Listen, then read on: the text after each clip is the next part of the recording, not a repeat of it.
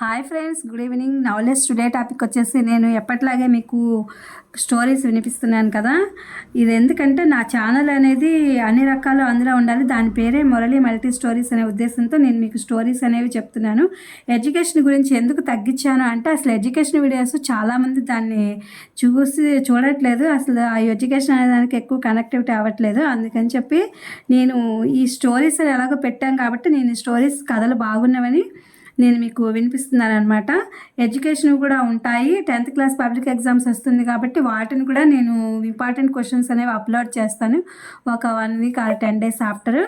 Let's today topic వచ్చేసేంటే కథ అనమాట. ఈనాడు మ్యాగజైన్లో ఉన్నటువంటి ఉమాబాల చుండూరు గారు రాసినటువంటి నందిత మేదిని అనే ఒక కథని ఇక్కడ నేను మీకు పెడుతున్నాను. ఈ కథ కూడా చాలా బాగుంది. మానవ సంబంధాలు అనేవి ఏ విధంగా ఉంటాయి అనేది ఈ కథలో చాలా వరకు చెప్పారనమాట ఈవిడ. దీని గురించి ఇప్పుడు తెలుసుకుందాము. ఈ కథ చదివినిపిస్తాను, చూడండి ఫ్రెండ్స్. తమ పని మనిషి అనంతకి 3 రోజులుగా జ్వరం అని హాస్పిటల్లో ఉందని తెలిసి నందిత ఆఫీస్ నుండి 1 గంట ముందుగా పర్మిషన్ తీసుకుని డైరెక్ట్గా అనంత ఉన్న హాస్పిటల్కి వెళ్ళింది. అది గవర్నమెంట్ హాస్పిటల్. అక్కడ డాక్టర్తో మాట్లాడితే వైరల్ ఫీవర్ అని 1-2 రోజులు ఉంచి పంపించేస్తానని చెప్పింది. రెస్ట్ తీసుకోమని చేతిలో 2000 పెట్టి వచ్చేస్తుంటే ఆ జనరల్ వార్డులో ఒక బెడ్ మీద ఎవరో ఒక పెద్ద ఆయన, పక్కన కుర్చీలో ఇంకొక ఆమె, అతని భార్య కావచ్చు, కూర్చుని ఉండడం చూసి చటుక్కున ఆగిపోయింది. ఎక్కడో చూసినట్టు అనిపించడంతో వాళ్ళకి తను కనపడకుండా తను వాళ్ళని బాగా గమనించి గుర్తుపెట్టింది. ఒక్కసారిగా ఉలిక్కిపడింది. వాళ్ళేనా అని అనుకుంది తనలో తనే. తను వాళ్ళని ఎలా మర్చిపోతుంది? ఒక్క క్షణం నందిత తనకేమీ పట్టనట్టు అక్కడ నుండి వెళ్ళిపోదామనుకున్నా మనసు ఒప్పుకోలేదు. ఆగి అక్కడున్న నర్సుని అడిగింది వాళ్ళ గురించి. నర్సు చెప్పింది, 3 రోజుల క్రితం ఒకతను వాళ్ళు కొడుకు అనుకుంటా అతన్ని ఇక్కడ చేర్చి మళ్ళీ వస్తానని వెళ్ళాడు. ఈ పెద్ద ఆయన శ్వాస తీసుకోవడంలో ఇబ్బంది ఉంది, దగ్గు కూడా వస్తోంది. మందులిచ్చి తగ్గుముఖం పట్టాక ఇంటికి వెళ్ళిపోమన్నారు. వాళ్ళు కొడుకు కోసం ఎదురు చూస్తున్నారు అని చెప్పింది. నందిత వాళ్ళకు తెలియకుండా వాళ్ళ ఫోటోని తన మొబైల్లో తీసుకుని ఇంటికి వెళ్ళిపోయింది. ఆటోలో కూర్చుంది కానీ ఒకటే ఆలోచనలు, బాధ చుట్టుముట్టాయి. 25 ఏళ్ళు అయి ఉంటుందేమో వాళ్ళని చూసి. తన జీవితంలో మళ్ళీ ఎదురవుతారనుకోలేదు. ఎక్కడో చదివింది ఈ ప్రపంచం చాలా చిన్నది అని. నిజమే అనిపించింది. ఇంటికి వచ్చాక తన 2 ఏళ్ల కొడుకు పృథ్వీని చూసుకుంటున్న కేర్ టేకర్ లక్ష్మిని పంపించేసింది. తన డ్రెస్ మార్చుకుని అన్నం పప్పు వండి పృథ్వీకి స్నానం చేయించి వాడికి తొందరగా అన్నం పెట్టేసింది. తమ కోసం కూర చేస్తుంటే నందిత భర్త సాకేత్ వచ్చాడు. కొడుకు పృథ్వీతో కాసేపు ఆడుకుని స్నానం చేసి వచ్చేసరికి నందిత వంట ముగించి పిల్లాడిని నిద్రపుచ్చసాగింది. పృథ్వీ పడుకోగానే ఇద్దరికి ప్లేట్స్ పెట్టి వడ్డించింది. నందిత డల్గా అన్యమనస్కంగా ఉండడం గమనించాడు సాకేత్. తానే చెప్తుంది కదా అని ఊరుకున్నాడు. పని ముగించుకుని వచ్చి పక్కన కూర్చున్న నందితని చూసి అన్నాడు, ఇప్పుడు చెప్పు. ఆశ్చర్యంగా చూసిన నందితని చూసి, నువ్వు ఏదో మదన పడుతున్నావు కదా ఆ విషయం అన్నాడు చిన్నగా నవ్వుతూ. తనని అంతలా గమనించిన సాకేత్ భుజం మీద కృతజ్ఞతగా తలవాల్చి సాయంత్రం తను చూసిన సంఘటన మొత్తం చెప్పింది నందిత. వాళ్ళని నేను గుర్తుపెట్టాను సాకేత్. మర్చిపోయే గతమా నాది. వయసు మీరింది కానీ వాళ్ళవి అదే మొహాలు. వాళ్ళు నన్ను గుర్తుపట్టకపోవచ్చు, పెద్దవాళ్ళు అయిపోయారు కదా. నేను కూడా పెద్ద అయ్యాను. 25 ఏళ్లలో నాలో కూడా చాలా మార్పులు వచ్చి ఉంటాయి కదా. నాకు 6 ఏళ్ళప్పుడు చూశారు, ఇప్పుడు నాకు 30 ఏళ్ళు. గతాన్ని మర్చిపోవాలంటారు, వర్తమానంలోనే జీవించాలంటారు. కానీ గాయపరిచిన గతాన్ని ఎలా మర్చిపోగలం సాకేత్ అంది నందిత. వాళ్ళని చీ అనుకుని మొహం తిప్పుకోవచ్చు, వాళ్ళకి బాగా అయిందని సంతోషపడచ్చు. కానీ ఈ వయస్సుని చూసావు, ఇదొక పెద్ద సమస్య. నాకు ఎక్కడో ఈ మనస్సుని చూసావు, ఇదొక పెద్ద సమస్య. నాకు ఎక్కడో వాళ్ళ పట్ల జాలి వేస్తోంది. వాళ్ళని చెడామడా తిట్టాలని అనిపిస్తోంది. వాళ్ళని అలా అనాథల్లా చూస్తుంటే బాధగా కూడా ఉంది. నాలో అన్ని భావాలు కలగలిసి నన్ను తినేస్తున్నాయి. నేనేం చేయాలో అర్థం కావడం లేదు సాకేత్, నువ్వు చెప్పు అంటూ బాధపడింది. అప్పుడు అన్నాడు సాకేత్, నిజమే నీ బాధ అర్థమైంది నాకు. ఒక పని చేద్దాం, నేను రేపు పొద్దున్న హాస్పిటల్కి వెళ్ళి ఎలాగో వాళ్ళని మన ఇంటికి తీసుకుని వస్తాను. మనం కొన్ని రోజులు ఉంచుకుందాం, తర్వాత ఏం చేయాలో నిర్ణయిద్దాం. వాళ్ళ అబ్బాయి వస్తే చూద్దాం. నీకు నచ్చినట్టు, నీకు మనశ్శాంతి ఉండేటట్టు చేద్దాం. అది ఏదైనా ఇక నువ్వేం ఆలోచించుకో అన్నాడు నందితకి భరోసా ఇస్తూ. ఆ రాత్రి పడుకుంటే నందిత కళ్ళ ముందు గతం కదలాడింది. నందిత తన తల్లిదండ్రులు లీలగా గుర్తు. ఒకరోజు అన్నయ్య, అమ్మ, నాన్న, తను ఫస్ట్ షోకి సినిమాకి వెళ్ళి తమ ఊరికి లాస్ట్ బస్ తప్పిపోతే రెండెట్ల బండి ఎక్కారు. ఆ చీకట్లో ఏమైంది ఏమో బండి తిరగబడి అందరూ పడిపోవడం తెలుసు. స్పృహ వచ్చేసరికే పెదనాన్న, పెద్దమ్మ వాళ్ళు ఏడుస్తూ ఉన్నారు. చుట్టుపక్కల వాళ్ళు జాలిగా చూస్తున్నారు. పిల్ల అనాథ అయిపోయింది అంటున్నారు. మీరే ఆ పిల్లకి దిక్కు అని పెదనాన్న వాళ్ళకి చెప్తున్నారు. 3 రోజుల తర్వాత తనను రైల్లో వాళ్ళ ఊరికి తీసుకుని వెళ్ళారు పెదనాన్న. పెద్దమ్మాయి ఎప్పుడూ నందితని తిడుతూ విసుక్కుంటూ ఉండేది. ఇది మనకి గుదిబండలా తగులుకుంది. మన పిల్లలకి తోడు దీన్ని పెంచి పెద్ద చేసి పెళ్లి చేయడం మన వల్ల కాదు అని పెదనాన్నని తిడుతూ ఉండేది. నందితకు ఏమీ అర్థమయ్యేది కాదు. ఇక్కడ ఎందుకున్నదో, అమ్మ వాళ్ళు ఏమయ్యారో, పెద్దమ్మ ఎందుకు తిడుతోందో, ఏది చుట్టుపక్కల వాళ్ళు తన చేత పని చేయిస్తోందని చెవులు కొరుక్కుంటూ ఉంటే తప్పదన్నట్లుగా స్కూల్కి పంపించేది పెద్దమ్మ. రాగానే ఇంట్లో పనులు చేయించేది. ఒకసారి హఠాత్తుగా తిరుపతి వెళ్తున్నామని అందరికీ చెప్పి తనను తీసుకుని బయలుదేరారు. నందితకు కొంచెం సరదా వేసింది రైల్లో ప్రయాణం అని. ప్లాట్ఫామ్ బెంచ్ మీద కూర్చున్నారు. నందిత పెదనాన్న వెళ్ళి ఒక బిస్కెట్ ప్యాకెట్ తీసుకుని వచ్చాడు. ఆ ప్యాకెట్ ఇచ్చి తనని అక్కడే కూర్చోమని టికెట్ కొనుక్కొస్తానని వెళ్ళాడు. తర్వాత 5 నిమిషాలకి బాత్రూమ్కి వెళ్ళొస్తానని వెళ్ళింది పెద్దమ్మ. నందిత బిస్కెట్స్ తింటూ కూర్చుంది. వాళ్ళు ఎంతసేపటికి రాలేదు. చీకటి పడుతోంది. భయం వేసి ఏడుస్తూ కూర్చుంది. ఏడ్చి ఏడ్చి కొంచెం సేపటికి అక్కడే పడుకుండిపోయింది. తెల్లారి లేచేసరికి ఒక అనాథాశ్రమంలో ఉంది. అక్కడ తన పేరు, ఊరు, అమ్మా నాన్నల పేర్లు అడిగారు. నందిత భయంతోనో షాక్తోనో ఏది చెప్పలేకపోయింది. ఎవరో మహానుభావుడు అక్కడికి తీసుకుని వచ్చాడట. వాళ్ళు పోలీసులకి ఫిర్యాదు చేశారు. నందిత వాళ్ళ తాలూకు జాడ తెలియలేదు. వాళ్లే నందిత అని పేరు పెట్టి పెంచారు. నెమ్మదిగా నందిత అక్కడ అలవాటు పడసాగింది. చదువుల్లో చురుగ్గా ఉండేది. స్కూల్లో అన్నింటిలోనూ చురుగ్గా ఉండి మంచి పేరు తెచ్చుకుని స్కాలర్షిప్ కూడా సంపాదించుకుంది. టీచర్లు తను అనాథనని తెలిసి మరింత ప్రేమగా ఉండేవారు. తను అంత పట్టుదలగా చదువుతుంటే అందరికీ చూపించి మెచ్చుకునేవారు. నందిత మేదిని అంటే ప్రార్థించదగినది అని అర్థం అని తెలుగు మాస్టారు చెప్పేవారు.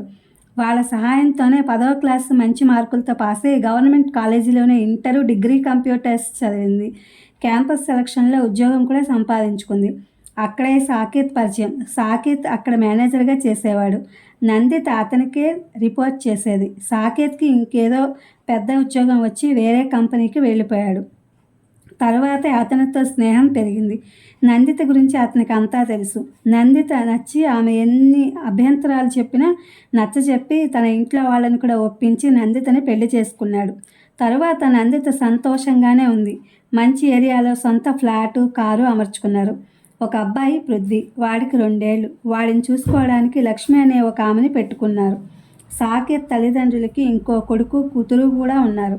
వాళ్ళు వాళ్ళ ఊళ్ళోనే ఉంటూ పిల్లల దగ్గరకు వచ్చిపోతూ ఉంటారు.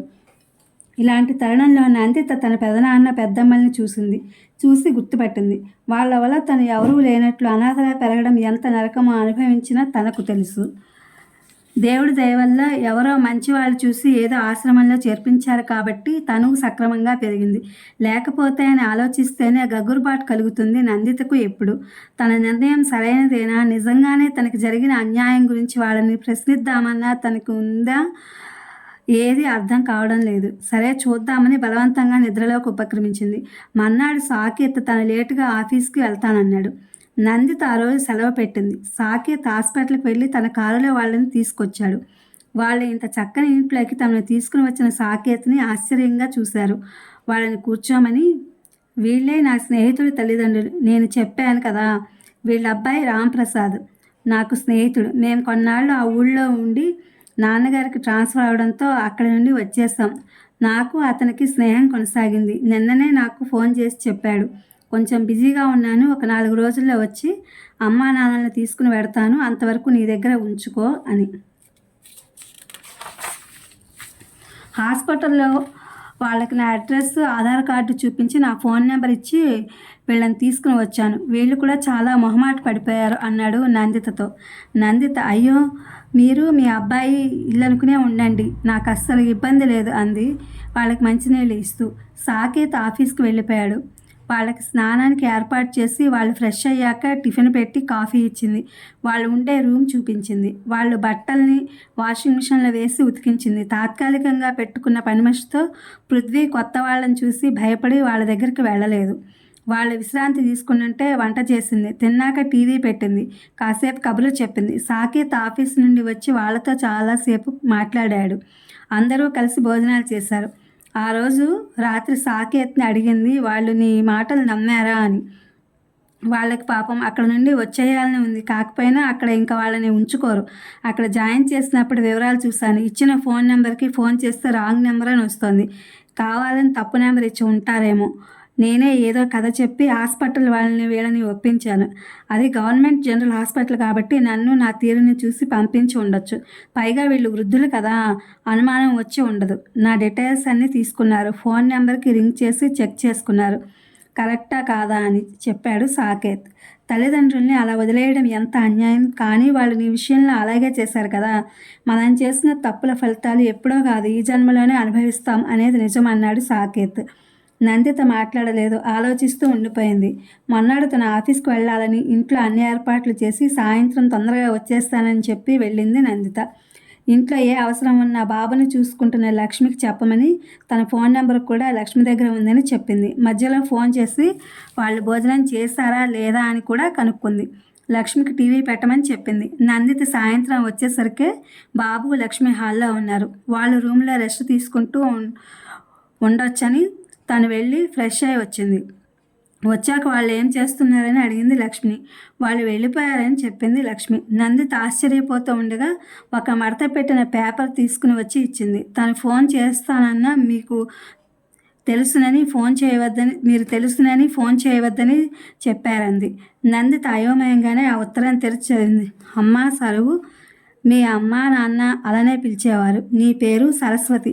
నువ్వు ఎంతో పెద్ద మనసుతో మమ్మల్ని నీ ఇంటికి తీసుకొచ్చావు. నిన్ను గుర్తుపెట్టాను తల్లి. నీకు ఎవరో కానీ చక్కటి పేరు పెట్టారు. నీ పై పెదవి మీద శనగగించంత పుట్టుమచ్చ అచ్చుగుద్దినట్టు మీ నాన్న పోలికలు, మీ అమ్మలాగా పెద్ద జడ, నువ్వెవరో చెప్పాయి. నేను చూస్తుంటే మీ నాన్నను చూసినట్టే ఉంది మాకు. ఇప్పుడు ఎన్ని మాటలు చెప్పి ఏం లాభం? నీకు లోకంలో ఎవరూ చేయలేని అన్యాయం చేశాం మేము. నువ్వు గుదిబండగా అనుకుని నువ్వేమైపోతావు అన్న ఆలోచన కూడా లేకుండా దుర్మార్గంగా నిన్ను వదిలించుకున్నాం. నిన్ను వదిలి ఇంటికెళ్ళి 4 రోజులు బుడిబుడి రాగాలు తీసాం. నువ్వెక్కడో తప్పిపోయావని, ఎంత వెతికినా కనబడలేదని పోలీసులకి ఫిర్యాదు కూడా ఇచ్చామని అందరికీ చెప్పాం. కొన్నాళ్ళు అందరూ ఆరా తీశారు. తర్వాత మాతో సహా అందరూ మర్చిపోయారు. వయసులో కన్ను మిన్ను కానక చేసిన పని వయసు మీరాక మమ్మల్ని సుఖంగా ఉండనివ్వలేదు. ఎంత తప్పు చేశామో అర్థమైంది. నిజంగా నలుగురు పిల్లల్ని పెంచిన మాకు నిన్ను పెంచడం కష్టం కాదు. అయినా నిన్ను అమానుషంగా వదిలించుకున్నాం. పిల్లలు పెద్దవాళ్ళై వాళ్ళకి బరువయ్యాక మేము చేసిన పాపమే ఇలా మమ్మల్ని శిక్షిస్తోందని తెలిసి వచ్చింది. కానీ ఏం లాభం? నిన్ను జీవితంలో మళ్ళీ చూస్తామనుకోలేదు. విచిత్రంగా నిన్ను చూడడమే కాకుండా నీ దగ్గర ఒక రోజు కూడా ఉన్నాం. అదే విధి అంటే. మేము అన్యాయం చేసినా దేవుడు నీకు అన్యాయం చేయలేదు. ఎక్కడ పెరిగావో, ఎలా పెరిగావో, ఏ కష్టాలు పడ్డావో తెలీదు. కానీ తల్లి, నిన్ను నీ కుటుంబాన్ని చూస్తే నువ్వెంత చక్కగా ఉన్నావో తెలిసింది. నీ భర్త మంచితనం చూసాం, నీ మానవత్వం చూసాం. కానీ మంచితనం భరించడం కూడా శిక్షే తల్లి. మా వల్ల కాదు నీ దగ్గర ఉండడం. చేపలు అమ్మే ఒక ఆమె తుఫానులో మల్లెపూల దుకాణంలో తలదాల్చుకోవాల్సి వచ్చిందట. అక్కడ ఆ సువాసన భరించలేక తన చేపల గంపను తల పక్కన పెట్టుకుని పడుకుందట. అప్పుడు కానీ ఆమెకు నిద్ర పట్టలేదట. ఈ కథ మా చిన్నప్పుడే మా పెద్దవాళ్ళు చెప్పేవాళ్ళు. వాళ్ళ స్థాయిని బట్టి మనుషుల ప్రవర్తన ఉంటుందని చెప్పడం కోసం అనుకుంటా. అలాగే ఉంది మా తంతు. మీ అంత మంచి వాళ్ళ దగ్గర ఉండలేం. నిన్ను ప్రేమగా పెంచి పెద్ద చేసుంటే నీ దగ్గర హక్కుగా ఉండేవాళ్ళం తల్లి. ఇప్పుడు నిలువెత్తు మానవత్వం ముందు నిర్లజ్జగా ఉండలేం. మేము వెళ్ళిపోతున్నాం. మమ్మల్ని హాస్పిటల్లో దిక్కు లేకుండా వదిలేసి వెళ్ళిన మా సొంత పిల్లల దగ్గరికి కాదు. దిక్కులేని వాళ్ళకి దేవుడే దిక్కు. నిన్ను తలుచుకుంటూ పోతున్నాం. ఎక్కడో అక్కడ నీడ దొరక్కపోదు.